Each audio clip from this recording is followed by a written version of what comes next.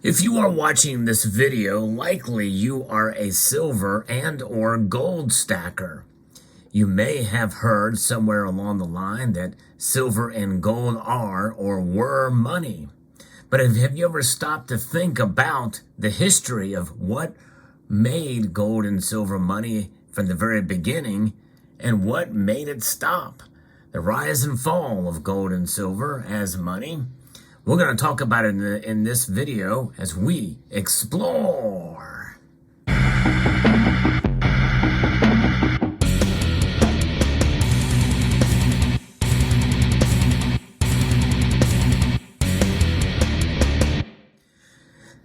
Many of us in this day and age, we stack gold and silver, mainly in the form of bullion, coins, rounds, and bars. But for most of history, silver especially has been transacted. It has been used as money. It's really only in recent history when it stopped being used as money. And gold as well. Gold transacted too, but not quite as often and not quite as much. But there's a history behind it. And I think it's good to know that history. And I'm going to kind of brush through it with a little bit of help from another piece from fxstreet.com that wrote something about it. But, let's talk a little bit about how things were transacted, things in general, because before there was this idea of money, things were essentially traded, whether it be, it could be like grain for a pig or a sheep or a goat or something like that. And you traded tools for livestock or food for services, but the thing is, it's kind of difficult to measure and divide and figure out the value of things that are really extremely subjective. And now subjective value is something that we still see today. In fact, even with gold and silver, a lot of it can be subjective at times. It just depends on who you ask. But nonetheless, that solution started many years ago, thousands of years ago, when essentially we started to see people realize that the benchmark of value would be gold and silver because it was divisible. It was something that was valued and relatively rare. So essentially, you could divide and create pretty much an exact weight of a coin. This is an example of one of those. This is the Athena owl, and this has a specific weight. It is this is a tetradrachm, or however you pronounce that, but this is from around between 450 to 400 BC. And this was really one of the first very widespread version of money. And it has a fixed weight, fairly fixed weight throughout. And the only thing that was around before then was in Turkey, in a place called Lydia. And there you had silver and gold and a mixture of those called electrum coins. And that dates back to 700 BC. But the widespread use of it was by the Greeks. And this is the design and the common coin that was utilized. And this is a real genuine example of a coin that was made of a fairly high purity silver, about 90%, that circulated during that time. And so that was the beginning of sound money, silver as money. And obviously, for the layperson, silver was the metal that was more available in that area at the time, and not quite as rare as gold, not quite as valuable as gold, and so it transacted more. But gold coins did too. In fact, later on, we did see the salutis over there in the Eastern Roman Empire and the like, where you saw gold trade as well, and there was a standard for that. And that essentially was like a way to compare prices. And it was a much tidier way to deal with the things that have the subjectivity and they're changing in terms of their size and even how long they last. The perishable foods, that you see out there.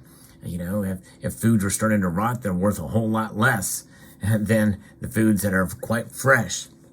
It was only logical that when paper money was created, by the way, paper money was created in the East, in China of all places, and would overcome the necessity of carrying these coinage and bullion and transporting it. So the notes were pegged to the value of gold and silver in due course. And so that's where the paper money came from. It was a promise that it would be backed by the precious metal that it contained.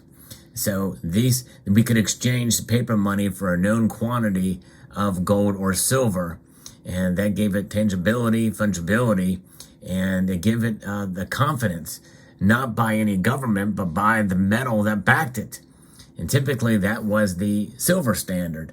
Historically, silver has been used essentially as a primary currency and unit of account for domestic economies. And they were widely accepted and used for payments of wages and salaries, as well as local retail trade for hundreds of years across the entire planet. Gold was also used as money, but not really until the 18th century, other than the salutis that I talked about before, and the economic systems using gold as a sole currency and unit of account. In fact, we remember there were movements in Europe and in the United States that had bimetallism. You've heard me talk about that in a recent video too. But a lot of the reason why gold coins, were kind of impractical is they were small and rare to be really practical for daily transactions. Silver coins can easily be used for daily labor costs and food purchases. Because of their lower value, there were more silver coins in circulation. So this bimetallic standard, which combined gold and silver currencies, was widely adopted really up until the 19th century. The system allowed people to use either gold or silver depending on their preference or needs at any given time. Using gold as money began, as I mentioned before, at about 700 BC in Lydia, in ancient Turkey. And it wasn't until the 19th century that tools such as the divisibility became practical, that made it possible for gold to function effectively as a currency and a unit of account for daily transactions and displace silver. In 1873, the German Empire switched from the South Germanic Gulden and the North German Thaler to the gold German mark. And that was the beginning of the classical gold standard. So in light of the consensus reached at the monetary conferences of the 1860s, Germany made this choice. At the conclusion of the Franco-Prussian War, Germany spent the 5 billion gold francs, which is about 4.05 billion marks or 1,451 metric tons, in reparations sought from France.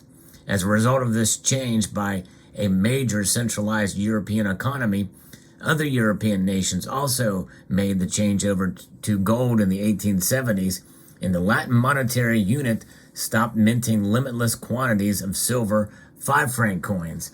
So that's why you still even see today where you can find restrikes of these LMU coins that are 0.1867 weight, actual gold weight of gold in these pieces from all of these nations. Basically those most popular ones would be Swiss and France and Italians and others, Dutch.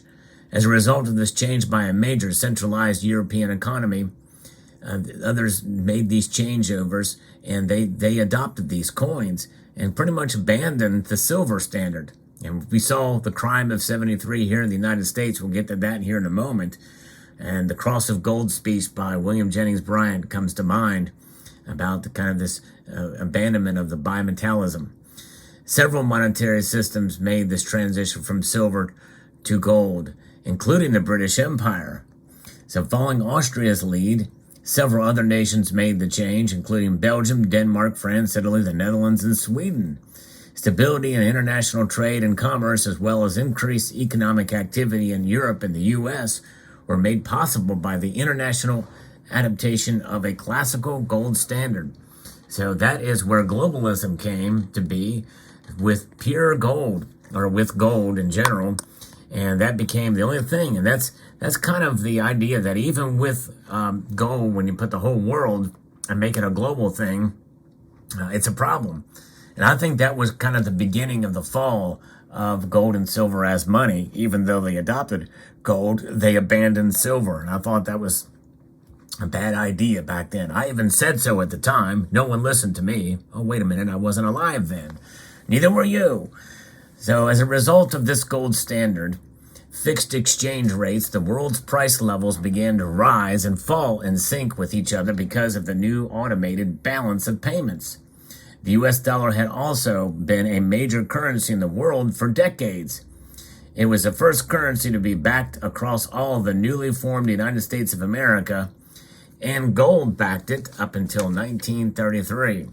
Now we're moving into the Federal Reserve System, and the Federal Reserve Act was in December of 1913, and it's been downhill ever since, because these paper, or these cotton fiber notes really, this is a dollar, it has lost over 97% of its value, practically 98% of its value since 1913. And you can see here it says this note is legal tender for all debts, public and private. It's essentially a debt instrument. That is really what the dollar is. And it's a crying shame, but that's the reality we live in and have lived in conjunction with a gold standard that was destined to die. And indeed, after a joint resolution was enacted by Congress in June 5th of 1933, creditors could no longer demand gold as payment. We saw also what happened in 1933. What happened in March 1933 after he ordered to void a run on the banks by customers who lacked faith in the economy. He put a moratorium on gold. He prohibited banks from paying out and exporting gold, and you had to turn in your gold according to this executive order. Since 1879, with the exception of gold export embargo during World War I, the U.S. has been on a gold standard, but widespread bank failures in the 30s caused the public to panic and hoard gold, and that's why he decided to put a stop to it with his executive order, which, by the way, was wholly and completely unconstitutional, but under emergency powers, and it was an emergency, he decided to do it. Of course, look, we're still, in a sense, we're still suffering from it, even though we can own gold again.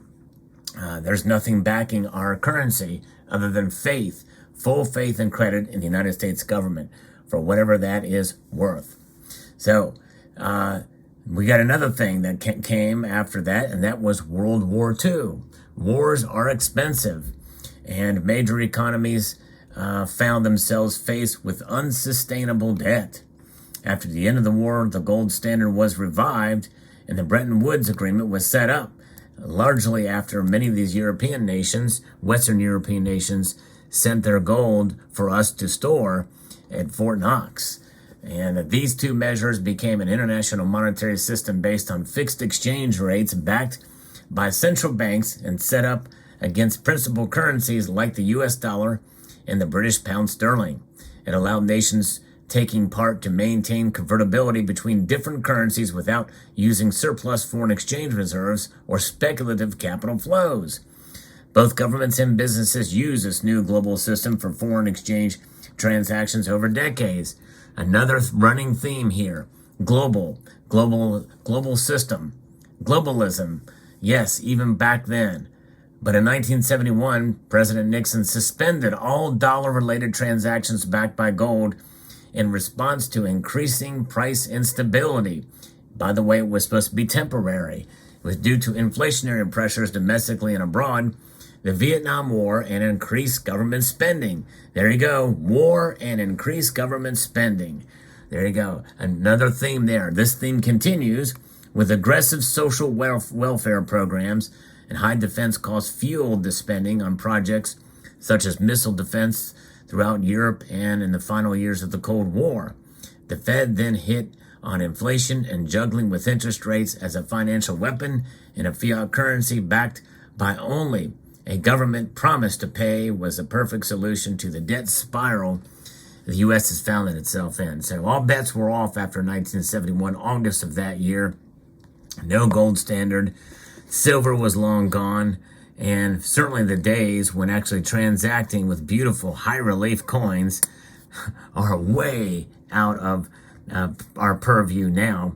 Now we just have a flat cotton fiber note that it has nothing but these nice intricate designs on it. It's kind of cool, but still, I'd rather have the gold and silver to spend, or at least something similar. And this is where we find the death of it. And what is the nail in the coffin of the death of the gold and silver? It's an increasing debt. And so what we have now is about $31.5 trillion in debt right now. And, that's about $94,000 for each citizen. And over about $250,000 for each taxpayer. That is our debt, folks. But there is hope. There is hope in these United States of America. And that's just it. The individual states are starting to adopt legal tender status for specie being gold and silver, recognizing them definitely as money. And what's a practical way that they can be spent? Well, you can actually spend them for businesses that accept them in the participating states by using the gold back. The gold back is a unit of account that's a measurable way to be able to transact in some of these states for businesses that accept them, or individuals that accept them for that matter. And it's kind of a neat concept. It's a growing concept. Not everybody is on board with it yet, but these things will fit in your wallet, all denominations except for the largest note. And I think it's a neat idea. If more will adopt that, that's one way to do it without sacrificing anything else as part as rather than using cash. You would just use gold, REM notes. But nonetheless, I love the beauty of these coins that you see before you here, and long gone, but those were the glory days of the gold and silver transacted in everyday for everyday situations. So there you have it. Let me know what your thoughts are in the comment section below. Hope you found this video insightful and informative. This is one of those videos that I really hope you will consider sharing.